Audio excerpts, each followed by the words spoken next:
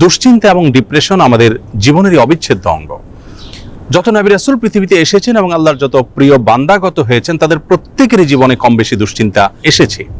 তারা তাদের সেই কঠিন সময়গুলোতে আল্লাহ রাব্বুল আলামিনের কাছে সাহায্য প্রার্থনা এবং আশ্রয় প্রার্থনা করার মাধ্যমে নিজেদেরকে এতটাই নিরাপদে রেখেছেন, এতটাই ভালো রেখেছেন, এতটাই স্বাভাবিক রেখেছেন যে কোনো বিপদ, কোনো মুসিবত, কোনো পেরেশানি, কোনো ডিপ্রেশন তাদেরকে ভেঙে ফেলতে পারেনি। বরং বিপদেও তারা হেসেছেন এবং স্থির থেকেছেন মানসিকভাবে।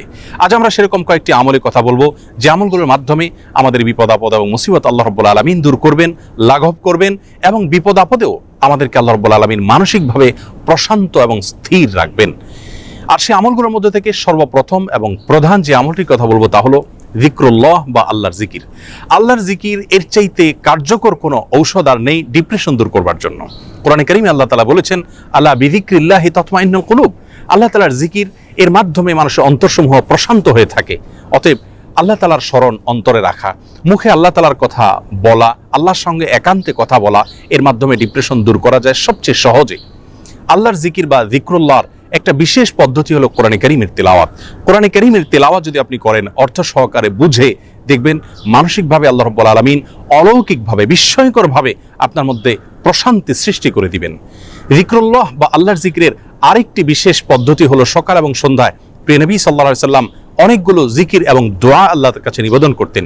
সেগুলো যদি আমরা নিয়মিত করতে পারি তাহলে সেক্ষেত্রে যিকরুল্লাহ এর মাধ্যমে দুশ্চিন্তা এবং ডিপ্রেশন থেকে বাঁচার উপায় আমরা খুঁজে পাবো ইনশাআল্লাহ বিইذনিল্লাহ। দ্বিতীয় যে আমলটির মাধ্যমে দুশ্চিন্তা এবং পেরেশানি থেকে আমরা মুক্তি লাভ করতে পারি তা হলো প্রিয় নবী সাল্লাল্লাহু আলাইহি সাল্লামের সারা জীবনের একটি গুরুত্বপূর্ণ আমল এবং স্পেশাল জিকির, যে জিকির তিনি আল্লাহ তাআলার কাছে নিবেদন করতেন তার কঠিন সময়, যখন দেয়ালে পিঠ থেকে যেত ঠিক সেই সময়। আর সেই জিকিরটি হলো লা ইলাহা ইল্লাল্লাহুল আযীমুল হালিম, লা ইলাহা ইল্লাল্লাহু রাব্বুল আরশিল আযীম, লা ইলাহা ইল্লাল্লাহু রাব্বুস সামাওয়াতি ওয়া রাব্বুল আরদ ওয়া রাব্বুল আরশিল কারীম। এই জিকিরের মাধ্যমে আল্লাহ রাব্বুল আলামিনের একত্ববাদের স্বীকৃতি, আল্লাহর মাহাত্ম্যের বর্ণনা করার মাধ্যমে আমরা দুশ্চিন্তা এবং পেরেশানি থেকে মুক্তি লাভ করতে পারবো ইনশাআল্লাহ বিইذনিল্লাহ। তৃতীয়ত যে আমলের মাধ্যমে আমাদের বিপদ আপদ এবং কঠিনতম সময়ে আল্লাহ তাআলার আশ্রয় প্রার্থনা করতে পারি, দুশ্চিন্তা থেকে মুক্তি লাভ করতে পারি, সে দোয়াটি প্রিয় নবী সাল্লাল্লাহু আলাইহি সাল্লাম সারা জীবন নিয়মিত পাঠ করতেন। আনাস রাদিয়াল্লাহু তাআলা আনহু তার 10 বছরের সেবক ছিলেন। তিনি বলেছেন, আমি নবী আলাইহিস সালামকে দেখেছি এই দোয়া সবসময় তিনি পাঠ করতেন এবং আল্লাহ তাআলার কাছে দুশ্চিন্তা এবং পেরেশানিতে আশ্রয় প্রার্থনা করতেন। আর সে দোয়াটি হলো আল্লাহুম্মা ইন্নী আউযু বিকা মিনাল হাম্মি ওয়াল হাযান ওয়াল আজজি ওয়াল কাসাল ওয়াল বুখলি ওয়াল জুবন ওয়া যালা'আদ দাইনি ওয়া গালাবাতির রিজাল। দোয়াটির অর্থ হলো আল্লাহুম্মা ইন্নী আউযু বিকা মিনাল হাম্মি ওয়াল হাযান, আল্লাহ আপনার কাছে আমি আশ্রয় প্রার্থনা করি, মুক্তি চাই পেরেশানি, দুশ্চিন্তা এবং ডিপ্রেশন থেকে, এবং ওয়াল আজজি ওয়াল কাসাল, অক্ষমতা এবং অলসতা থেকে এবং কৃপণতা থেকে, ভীরুতা থেকে আপনার কাছে আমি আশ্রয় প্রার্থনা করি, ঋণের যে চাপ প্রেশার আছে সেটি থেকে, এবং মানুষ আমার উপরে যেন চড়াও না হয় সে বিষয়ে আপনার আশ্রয় প্রার্থনা করি। চতুর্থত যে আমলের মাধ্যমে আমরা দুশ্চিন্তা, পেরেশানি এবং জীবনের কঠিন সময় আল্লাহ রাব্বুল আলামিনের স্পেশাল সাহায্য পেতে পারি তা হলো সালাত। সালাত হলো আল্লাহর সঙ্গে সংযোগ স্থাপনের সবচাইতে সহজ মাধ্যম। প্রিয় নবী সাল্লাল্লাহু আলাইহি সাল্লাম বলেছেন, সহিহ মুসলিমে বর্ণিত হয়েছে, আকরাবু মা ইয়াকুনুল আবদু মির রাব্বিহি ওয়া হুয়া সাজিদ। বান্দা যখন সিজদায় চলে যায় তখন আল্লাহর সবচাইতে নিকটতম অবস্থানে সে চলে যায়, আল্লাহর সবচেয়ে কাছাকাছি যেতে পারে। এজন্য প্রিয় নবী সাল্লাল্লাহু আলাইহি সাল্লামের সারা জীবনের অভ্যাস ছিল, সূরা আবু দাউদে বর্ণিত হয়েছে, কানা ইযা হাযাবাহু আমরুন ফাযাআ ইলা সালাহ। প্রিয় নবী সাল্লাল্লাহু আলাইহি সাল্লামের জীবনে যখনই কোনো সমস্যা দেখা দিত তিনি সালাত আরম্ভ করতেন। এজন্য দুশ্চিন্তা থেকে মুক্তির জন্য সালাত এটি অতুলনীয় আমল, এর সঙ্গে অন্য কোনোটির কোনো তুলনা চলে না। আমরা যখনই কোনো বিপদ দেখা দিবে, কোনো পেরেশানিতে আমরা ভেঙে পড়ার উপক্রম হব, তখনই সাথে সাথে ওযু করে আমরা যদি নিষিদ্ধ সময় না হয় 2 রাকাত সালাতে দাঁড়িয়ে যাব, দীর্ঘ কেরাতে, দীর্ঘ রুকুতে, দীর্ঘ সেজদায় ধীর স্থিরতার সাথে 2 রাকাত সালাত আদায় করে আল্লাহর কাছে হাত তুলে আমরা চোখের পানি ফেলে দিব। সালাতের মধ্যে দুশ্চিন্তা এবং বিপদ থেকে মুক্তি লাভের জন্য যে সালাতটি সবচেয়ে বেশি কার্যকর এবং আমার জীবনে বারবার আমি পরীক্ষা করে দেখেছি যে এর মাধ্যমে আল্লাহ রাব্বুল আলামিন অলৌকিকভাবে, বিস্ময়করভাবে দুশ্চিন্তা থেকে মুক্তি দান করে থাকেন, তা হলো তাহাজ্জুদের সালাত।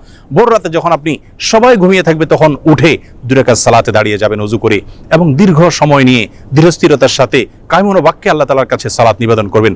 সালাতের পরে যখন দুহাত তুলে আপনি প্রার্থনা করবেন, ঝরঝর করে চোখের পানি আপনার চলে আসবে, আল্লাহর সঙ্গে একান্তে কথা বলবেন, আপনি নির্ভর ফিল করবেন, দুশ্চিন্তা থেকে মুক্তি লাভ করবেন ইনশাআল্লাহ বিইذনিল্লাহ। অতএব দুশ্চিন্তা থেকে মুক্তি লাভের জন্য এই সালাতের আমলটিকে সবচেয়ে বেশি গুরুত্বের সাথে আমাদের করার চেষ্টা করতে হবে। 5 নম্বর যে আমলটির মাধ্যমে আমরা বিপদ আপদ এবং কঠিন সময় আল্লাহ তাআলা আশ্রয় প্রার্থনা করতে পারি তা হলো ইস্তেগফার। ইস্তেগফার এমন একটি বিষয় যে কোনো বর্ণনায় বর্ণিত হয়েছে, নবী আলাইহিস সালাম বলেছেন, মান লাজিমাল ইস্তেগফার, যে ব্যক্তি ইস্তেগফারকে নিজের জন্য অবধারিত করে নেয়, অপরিহার্য করে নেয়, নিয়মিত ইস্তেগফার করতেই থাকে, আল্লাহ রাব্বুল আলামিন তার সমস্ত পেরেশানি থেকে মুক্তির পথ তার জন্য সহজ করে দেন এবং বের করে দেন। এবং কোরআনে কারীমে আল্লাহ তাআলা বলেছেন, ওয়া মা কানা আল্লাহু মুআযযিবাহুম ওয়া হুম ইস্তাগফিরুন, যেই মানুষেরা ইস্তেগফারের মধ্যে রত থাকে আল্লাহর আযাব তাদের প্রতি আসে না। এজন্য দুশ্চিন্তা, বিপদ আপদ, পেরেশানি, টেনশন, যে কোনো কঠিন সময়ে আমরা বেশি থেকে বেশি ইস্তেগফার করব। এটিও আমার ব্যক্তিগত জীবনে বারবার আমি আমল করে দেখেছি যে কঠিনতম সময়ে আল্লাহ তাআলা অলৌকিকভাবে সাহায্য করেন। 6 নম্বর আমল হলো নবী করিম সাল্লাল্লাহু আলাইহি ওয়াসাল্লামের প্রতি দুরূদ প্রেরণ করা। দুরূদের আমলটির মাধ্যমে আল্লাহ রাব্বুল আলামিন মানুষের অন্তরকে প্রশান্ত করে থাকেন, স্থির করে থাকেন, অন্তরের পেরেশানি দূর করে থাকেন, বিপদ আপদ এবং মুসিবত থেকে আল্লাহ তাআলা মুক্তি দান করে থাকেন। 7 নম্বর এবং সর্বশেষ যে আমলটির কথা বলবো তা হলো সাদাকা, দান সাদকা। সাধ্য অনুযায়ী আমরা যতটুকু করব, এর মাধ্যমে আল্লাহ তাআলা আমাদেরকে বিপদ আপদ এবং কঠিন সময়ে সাহায্য করবেন, মুক্তি নসিব করবেন। সর্বশেষ যে কথাটি বলতে চাই প্রিয় দর্শক, বিপদ আপদ এবং মুসিবত আল্লাহ তাআলা কখনো কখনো বান্দাকে দিয়ে থাকেন বান্দার কল্যাণে, যার বিনিময়ে আল্লাহ রাব্বুল আলামিন জান্নাত দিবেন। দুনিয়াতে যদি সারা জীবন আমরা কষ্ট করি, বিপদে থাকি, মুসিবতে থাকি, আর এর বিপরীতে যদি চিরকালের জন্য, অনন্ত অসীম কালের জন্য জান্নাত আমার হয়ে যায়, তাহলে এটা কিন্তু আমার লাভজনক বিনিয়োগ হলো। এটি আমার জন্য কোনো লস বা ক্ষতিকর কোনো কিছু নয়। এজন্য দুশ্চিন্তা বা পেরেশানি যদি কোনো কারণে দূর না হয়, নিশ্চিতভাবে একজন ঈমানদার মনে রাখবেন যে তার মাধ্যমে আল্লাহ রাব্বুল আলামিন তাকে মহা কল্যাণের পথে নিয়ে যাচ্ছেন। আল্লাহ রাব্বুল আলামিন কঠিন সময়গুলোতে আম্বিয়া আলাইহিস সালাতু ওয়াস সালামের মতো সবরে জামিল বা উত্তমভাবে সবর তথা ধৈর্য ধারণ করার তৌফিক নসিব করুন। সকল বিপদ আপদ, সকল দুশ্চিন্তা এবং পেরেশানি থেকে আমাদের সকলকে মুক্তি নসিব করুন। আসসালামু আলাইকুম ওয়া রাহমাতুল্লাহি ওয়া বারাকাতুহু।